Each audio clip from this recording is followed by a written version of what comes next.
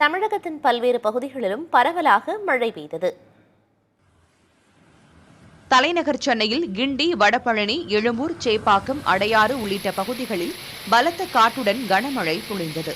முக்கிய சாலைகளில் தண்ணீர் தேங்கிய நிலையில் போக்குவரத்து நெரிசல் ஏற்பட்டதால் வாகன ஓட்டிகள் சிரமமடைந்தனர். சூறைக்காற்று காரணமாக நுங்கம்பாக்கத்தில் மரத்தின் கிளைகள் முறிந்து விழுந்தன.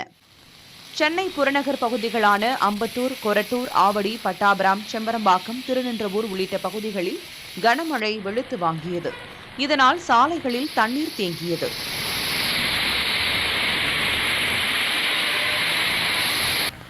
திருவள்ளூர் மாவட்டம் திருத்தணி சுற்றுவட்டார பகுதிகளில் பலத்த காற்றுடன் மழை பொழிந்தது. இதன் காரணமாக மின்சாரம் துண்டிக்கப்பட்டது.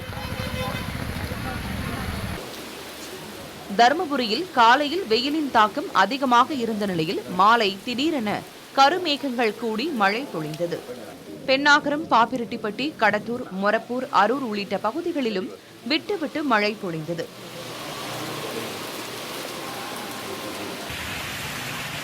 இதனிடையே தமிழகத்தின் ஒரு சில இடங்களிலும் புதுச்சேரி, காரைக்கால் பகுதிகளிலும் இடி மின்னலுடன் கூடிய லேசானது முதல் மிதமான மழை பொழியும் என்று சென்னை வானிலை மையம் தெரிவித்துள்ளது.